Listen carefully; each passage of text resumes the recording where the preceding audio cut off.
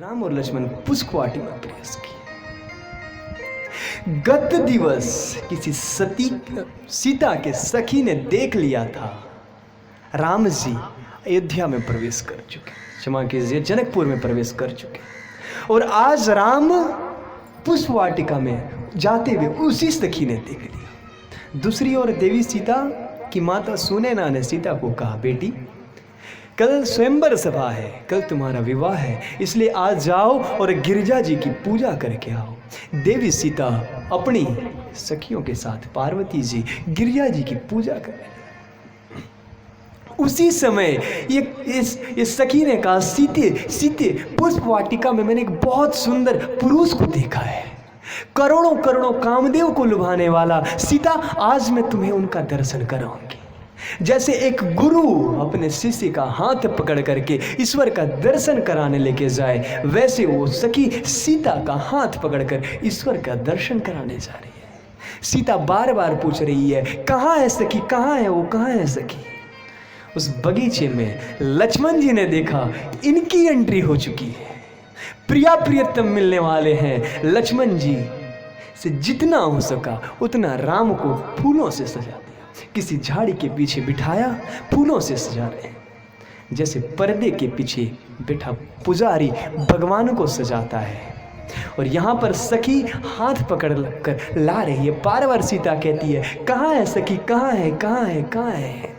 जैसे पुजारी मंदिर का पर्दा हटाते हैं, वैसे ही उस सखी ने उस झाड़ी को हटाया और राम और सीता बिल्कुल आमने सामने हो गए और बोल पड़े, लिखा लिखी की बात नहीं, देखा देखी की बात, दुल्हा दुल्हन मिल गए, प्रिया प्रियतम मिल गए, फीकी बड़ी बारात। वैकुंठ के बिछड़े हुए लक्ष्मी नारायण प्रिया प्रियतम आज पुष्पवाटिका में दोनों एक दूसरे को देखते रह गए।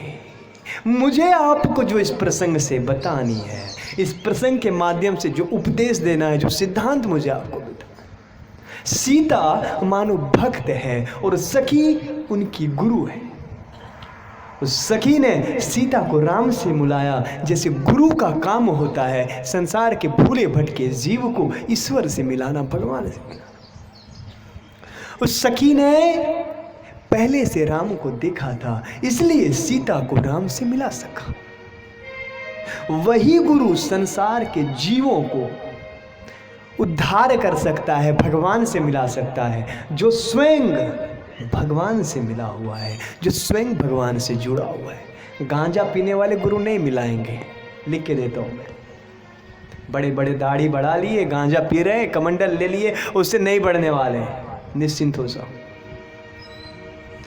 दूसरी बात, उस सखी सीता का हाथ पकड़कर लाई और राम और सीता जब आमने सामने हो गए, प्रिया प्रीतम जब मिल गए, तो सखी वहां से चली गई, बाजू हो गई। बस गुरु का काम इतना है कि भूले भटके लोगों को भगवान से जोड़ दे। जुड़ गया जीव, गुरु साइड में हो जाए, बस यही काम। लेकिन आजकल कुछ पाखंडी गुरु स्वयं भगवान बनकर बैठे हुए हैं। भगवान की बात तो दूर, अपने आप को ही भगवान कहते हैं। पूरी भगवत गीता सुना दी और अंत में कहते हैं, सर्वधर्मान परित्यज्यम मम बाबा शरणम भज, मम साधु शरणम भज, मम साईं शरणम भज। क्या है? भगवान कहते हैं सर्वधर्मान परित्यज्यम माम एकम शरणम भज, ना कि मम बाबा शरणम भजम, मम बापू शरणम भजम नहीं कहते हैं। सभी छोटे मोटे धर्मों को छोड़कर मेरी शरण में आओ, भगवान कहते हैं। और ये पाखंडी लोग क्या कहते हैं, सब कुछ छोड़कर मेरे शरण में आ गए तुम, अब तो तुम्हारा उद्धार है, जाओ। ऐसे गुरु के जीवन का तो पतन है ही, और संसार के लोग जो उनके शिष्य, ऐसे शिष्यों का भी पतन करा रहे हैं। क्योंकि ईश्वर ईश्वर होते हैं, गुरु गुरु होता है। गुरु महान होता है, गुरु की पूजा होनी चाहिए, उनकी सेवा होनी चाहिए, लेकिन गुरु को भगवान, ये अधिकार है। शिष्य अपने गुरु को भगवान समझे। शिष्य का कर्तव्य है कि अपने गुरु को भगवान समझे। मैं अपने गुरु को भगवान मानता हूं, भगवान समझता हूं, लेकिन मेरे गुरु कभी भी अपने आप को भगवान नहीं समझते, कभी नहीं। वो भगवान का अपना एक छोटा सा दास समझते हैं, छोटा सा तुच्छ सेवक समझते हैं।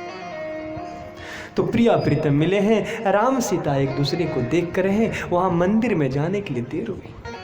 सखियों ने सीता का हाथ पकड़ा और वहां से जबरदस्ती उनको लेकर गए।